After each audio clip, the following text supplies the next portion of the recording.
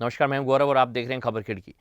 कितनी दीवारें उठी हैं एक घर के दरमियान, घर कहीं गुम हो गया है दीवारों दर के दरमियान। जी हाँ, मकबूल शायर मखहूर सईदी की यह पंक्तियां वर्तमान सामाजिक व्यवस्था के नज़रिए से सटीक ज्ञान पढ़ती हैं। हमारे देश में संयुक्त परिवारों की एक खास परंपरा रही है। यह परंपरा अब आधुनिकता की आंधी में विलुप्त हो रही है।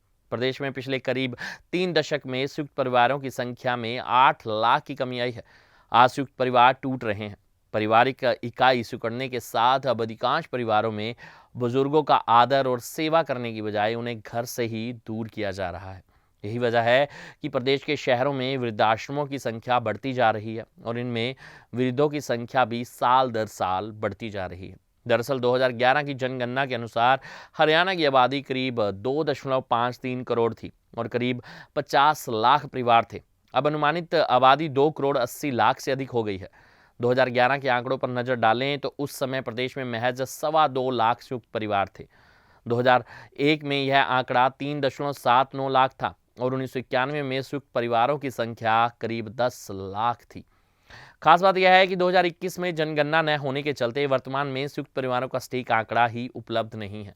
दिलचस्प तथ्य यह है कि साल दर साल आबादी बढ़ रही है पर संयुक्त परिवारों की संख्या कम हो रही है। इस रिफ्लेक्स में कितनी दीवारें उठी हैं एक घर के दरमियान पंक्तियां याद आ ही जाती हैं। इसके साथ ही अब घरों में बुजुर्गों का सत्कार पहले जैसा नहीं किया जाता। बुजुर्गों से घर में मारपीट, समय पर खाना व दवाई ना देना, अत्याचार करना, बासी भोजन देना जैसी खबरें हर रोज सुर्खियों में रहती हैं।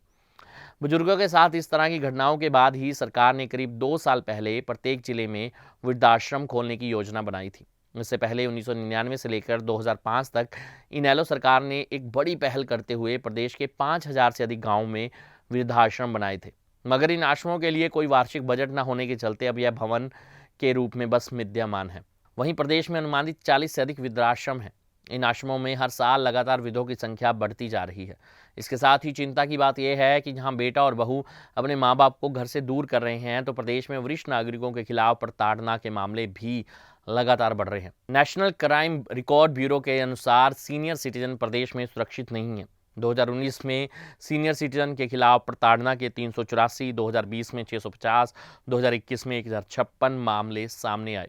एक तथ्य ये भी है कि अधिकांश वृद्ध तो अपनी संतान से प्यार करने के चलते प्रताड़ना के बावजूद पुलिस के पास जाते ही नहीं हैं। ये थी हमारी खास रिपोर्ट।